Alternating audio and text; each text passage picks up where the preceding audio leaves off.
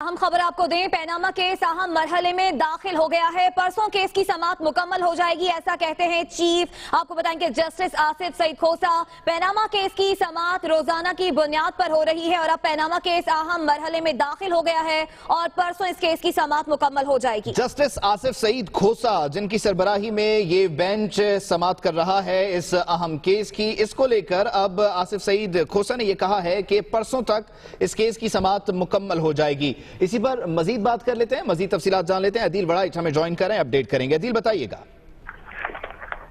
जी, bench के सरबराह justice Asif Saeed खोसा ने India दिया है कि पैनामा केस जो है ये जुमेरात तक मुकम्मल हो जाएगा, समाअत इसकी मुकम्मल हो जाएगी, क्योंकि तमाम फ्रीकैन ने अपने दलाइल जो हैं ये मुकम्मल कर लिए हैं और अटॉर्नी जनरल को भी हिदायत की गई है कि कल 11 बजे यानी ब्रेक से पहले अपने दलाइल मुकम्मल कर लें। उसके बाद जवाबुल जवाब के लिए यानी कि जो दलाइल दिए गए हैं शरीफ खानदान के वकला की जानिब से, उस पर जवाबुल जवाब दायर करने के लिए तहरीक इंसाफ और अवामी मुस्लिम लीग के जो वकला हैं उनको 1 से 1.5 दिन दिया जाएगा मैक्सिमम। और उसके बाद जस्टिस आसिफ सईद खोसा ने कहा है कि इंशाअल्लाह परसों तक इस केस की समाअत जो है वो मुकम्मल हो जाएगी। और इससे कबल चेयरमैन एफबीआर और चेयरमैन नैब जो है अदालत में पेश हुए, जिस पर डिससेटिस्फेक्शन शो किया जो पनामा का मामला मंजर आम पर आने के बाद इन दोनों इदारों की कारकर्दगी पर। और जस्टिस आसिफ सईद खोसा ने जब चेयरमैन नैब से इस्तफसार किया कि हुदैबिया पेपर केस में क्या वो अपील दायर करने का कोई फैसला कर चुके हैं, उनका मौकफ इस पर क्या है, तो उन्होंने कहा कि वो अपने मौकफ पर कायम हैं। जिस पर उन्होंने कहा कि आप अगर अपने मौकफ पर कायम हैं तो नताइज भी भुगतेंगे अगर ये साबित हो गया कि आपने कानून की खिलाफ वर्जी अपील दायर ना करने के मामले में की है, वो आप अपने ओहदे पर नहीं रहेंगे। जिसके बाद अटॉर्नी जनरल के दलाइल शुरू हुए और अटॉर्नी जनरल को ये हिदायत की गई है कि कल तक अपने दलाइल जो है वो मुकम्मल कर लें। जी ठीक है। अच्छा अदील, आप हमारे साथ ही मौजूद रहिए। इस वक्त में खालिद रांझा साहब ने ज्वाइन किया है, साबिक वफाकी वजीर कानून हैं, सीनियर कानूनदान हैं। बहुत शुक्रिया खालिद रांझा साहब आपके वक्त का। ये बताइएगा, ये इंतहाई अहम केस, तारीखी केस, इसको सभी देखते रहे, इस पर सभी की नज़र थी। बहैसियत कानूनदान आपने इस केस को अब तक कैसे देखा और अब तो इसका फैसला जो है वो परसों तक आ जाएगा ऐसा कहा जा रहा है, इशारा किया गया है आसिफ सईद साहब की तरफ से।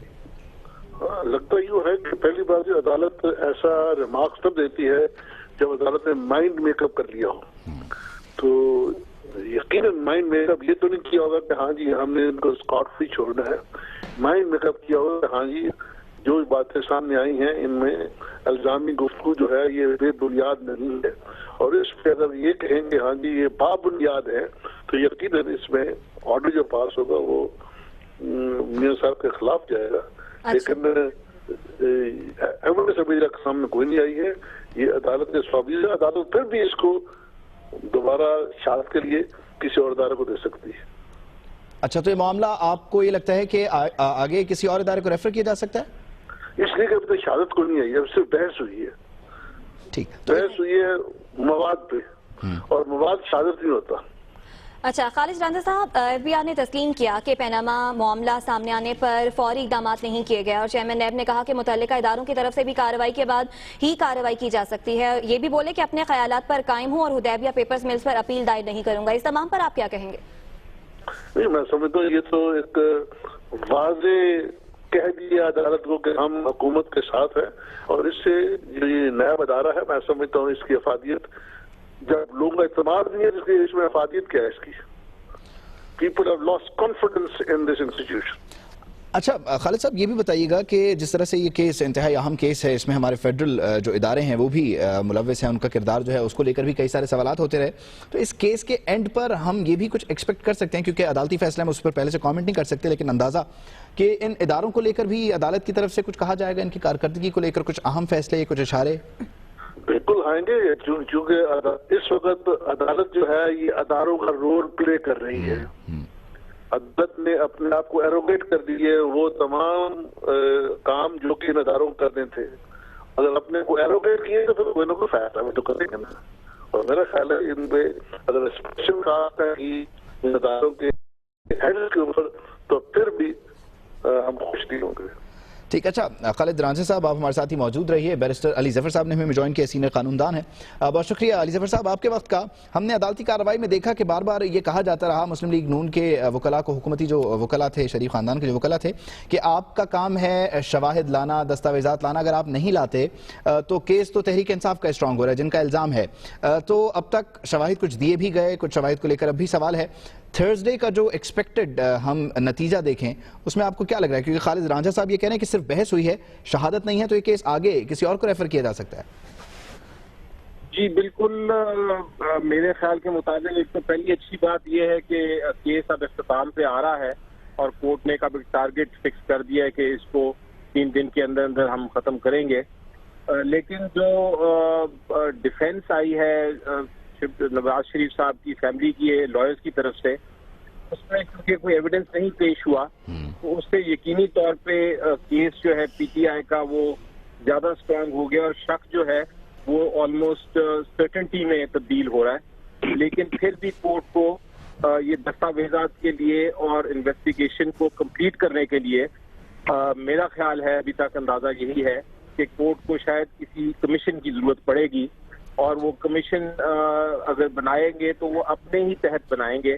میرا خیال ہے وہ نیب یا ایف آئی اے کو نہیں کہیں گے بلکہ ایک اپنی تحقیقاتی کمیشن بنا کے تو یہ شواہد جو ہیں وہ حاصل کریں گے. تو خالد رانجھا صاحب، جیسا کہ کہنا ہے بیرسٹر علی ظفر کا کہ کمیشن کو ریفر کیا جائے گا، کمیشن بنائی جائے گی، تو عمران خان تو پہلی کمیشن کا بائیکاٹ کر چکے ہیں. خالد رانجھا صاحب، آپ تک آواز پہنچ رہی ہے؟ ہاں سنو جی اچھا، ہم جاننا یہ چاہ رہے ہیں کیونکہ عدالت نے پہلے پوچھا تھا کہ میں بات سن لی ہے، جہاں تک کسی کے بائیکاٹ کرنے کا تو الگ ہے، اس کا کوئی اثر نہیں ہے کمیشن کے اوپر. بائیکاٹ اس لیے کرتے ہیں کہ کمیشن کی رپورٹ کبھی بھی سامنے نہیں آئی. اگر سپریم کورٹ کہتی ہے کہ ہاں یہ رپورٹ ہمیں پیش کرو اور 3 ہفتے میں کرو، 2 ہفتے کرو، تو وہ اور بات ہوگی. دوسری بات یہ ہے کہ کسی کے بائیکاٹ کرنے سے فرق نہیں پڑتا، اس میں تو کمیشن نے کرنا ہے ان کو الیکٹورل پروسیڈنگز. ٹھیک، اچھا خالد رانجھا صاحب، آپ ساتھ ہی رہیے. استعمال کرتے ہوئے نوٹس استعمال کرتے ہوئے جب تفتیش کرتا ہے جو مرضی پارٹی بائیکاٹ کرے وہ تو تفتیش اپنے کر لیتا ہے. بالکل، اور یہ واضح بھی کیا گیا تھا کہ یہ عدالت کا فیصلہ ہوگا کمیشن کا. علی ظفر صاحب، آپ کی طرف آنا چاہوں گا. مختصراً یہ کہیے گا کہ کچھ ڈیلے ٹیکٹکس اس فیصلے کو آگے لے جا سکتے ہیں؟ کیونکہ آج کے روز بھی ہم نے دیکھا کہ ایک درخواست آئی ہے وزیر اعظم کے بچوں کی طرف سے، پہلے بھی وکیل بدلے، تو کوئی ڈیلے ٹیکٹک ہو سکتا ہے، ایکسپیکٹ کر سکتے ہیں؟ جی، جب کوئی فری کین جو ہے وہ ڈیلے ٹیکٹک کی طرف جائیں تو اس کا مطلب ان کو یہ اندازہ ہو گیا ہے تو ان کا کیس کمزور ہے. لیکن عدالت نے بڑا اچھا کیا کہ انہوں نے یہ بات مسترد کر دی اور فیصلہ یہ کیا کہ آپ اس کے اندر اپنی بحث محفوظ کریں اور ہم کوئی مزید ڈاکیومنٹس کو نہیں فی الحال دیکھنا پسند کریں گے. تو ریگولیٹ کرنا عدالت کا کام ہے. میں نے عدالت میں کافی ٹائم دے دیا ہر ایک کو. اتنا لمبا کیس تو میرا خیال ہے مشکل ہی کوئی چلا ہوگا جتنا یہ چانس دیا گیا. صحیح، ڈیلے ٹیکٹکس بھی ہو سکتے ہیں اور ایسا بھی ہو سکتا ہے کہ کمیشن بنا دیا جائے. شکریہ. خالد رانجھا ماہر قانون ہمارے ساتھ موجود تھے اور بیرسٹر علی ظفر ہمارے ساتھ موجود تھے اور علی برائش بھی ہمارے ساتھ موجود تھے. بہت شکریہ آپ سب کا.